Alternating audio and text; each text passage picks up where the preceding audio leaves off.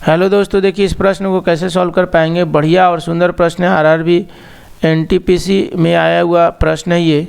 देखिए इसको कैसे हम सॉल्व कर पाते हैं।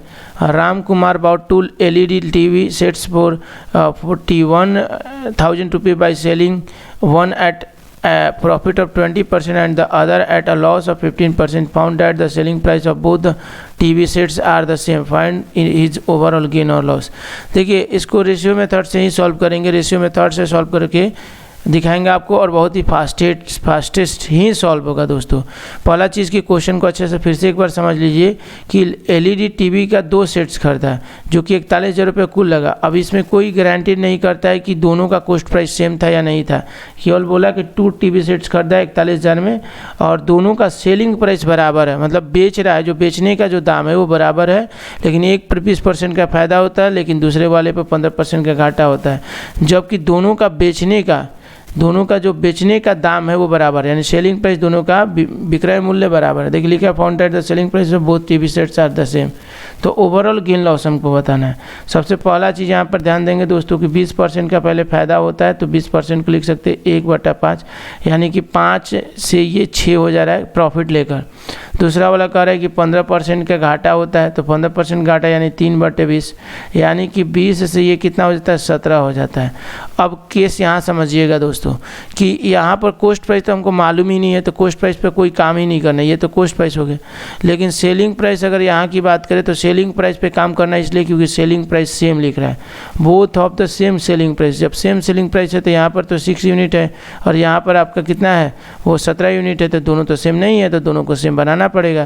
तो यहाँ हम लोग 17 से गुणा करेंगे और यहाँ हम 6 से गुणा करेंगे, तब जाके ये पॉसिबिलिटी बनेगी। तो ये हो जाएगा 17×5 = 85 और 17×6 = 102 हो जाएगा। इधर गुणा करेंगे तो 120 हो जाएगा, ठीक है। 6 दूना 12 120 हो जाएगा और 17×6 = 102 हो जाएगा। अब यहाँ पर सेलिंग सेम हो गया, हमको कॉस्ट प्राइस से कोई मतलब नहीं था उस समय, लेकिन अब ओवरऑल निकला क्या कि ओवरऑल 205 ये हो गया कॉस्ट प्राइस और यूनिट में, और ओवरऑल 204 जो यूनिट जो हो गया वो सेलिंग प्राइस। तो यहाँ से सीधे हो गया कि 1 यूनिट का क्या हो रहा है लॉस हो रहा है, ठीक है। अब हमें लॉस परसेंट निकालना होगा क्योंकि प्रॉफिट लॉस तो पूछा, तो पहला चीज़ की लॉस हो गया, ये पॉसिबल नहीं, ये पॉसिबल नहीं।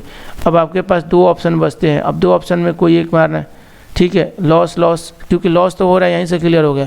अगर बहुत फास्ट बनाना है तो फिर यहाँ से आपको डिसाइड करना पड़ेगा, लेकिन यहाँ पर बहुत ही सिंपल है, अब कोई दिक्कत नहीं। 1 यूनिट का वैल्यू निकालना है, तो 1 यूनिट का वैल्यू तभी निकलेगा जब यहाँ पर 41,000 है, तो 41,000 यूनिट में टोटल 205 यूनिट है, यूनिट में 205 है और रुपए में 41 है। इसको भाग करेंगे तो 1 यूनिट का मान निकलेगा और 1 यूनिट से मतलब गुना करके रुपीज़ में बता देना है।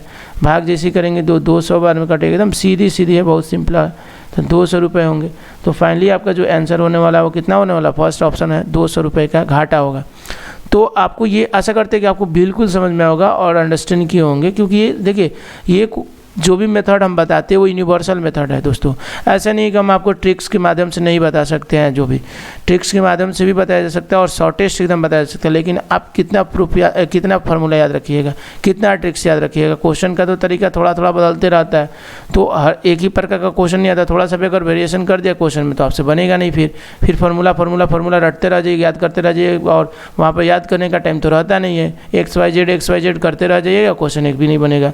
तो दोस्तों हमारे बिल्कुल कोशिश रहता है, भरसक कोशिश रहता है कि आपको एक ऐसा मेथड बताया जाए, यूनिवर्सल मेथड, जिसके थ्रू आप मतलब ज़्यादा से ज़्यादा क्वेश्चन इस पॉसिबल आप बना सकें, फंसने का कोई चांसेस ना रहे। थोड़ा बहुत वेरिएशंस भी आते हैं क्वेश्चन में, तो ये मेथड आपका काम कर जाएगा। लेकिन अगर वही फार्मूला मेथड है, थोड़ा सा भी वेरिएशन हुआ, माइनस प्लस हुआ, तो वहाँ पर आप XYZ करते रह जाइएगा, टाइम निकल जाएगा, क्योंकि वहाँ पर टाइम नहीं रहता सोचने के लिए। इसलिए आप फाइनलाइज कर लीजिए कि हमको इसी मेथड से बनाना है, क्योंकि इसमें भी बहुत लोग फंसते हैं कि फार्मूला याद करते हैं, 1-2 मतलब एक ही टाइप के क्वेश्चंस रहते हैं, थोड़ा सा वेरिएशंस में, और 2-3 फार्मूला उसके लिए मिल जाता है उनको। अब वो कंफ्यूज रहते हैं कौन सा फार्मूला लगाना है, फर्स्ट लगाते हैं, सेकंड लगाते हैं, थर्ड लगाते हैं, उसमें फंस जाते हैं और टाइम लैप्स कर जाता है, उसी की वजह से रिजल्ट ख़त्म हो जाता है। तो दोस्तों हमारी कोशिश बिल्कुल रहती है कि रिजल्ट ना ख़त्म हो। तो इस तरीके के टिप्स ट्रिक्स सभी के लिए जानने के लिए हमारे चैनल को सब्सक्राइब ज़रूर करें, सपोर्ट करें। धन्यवाद।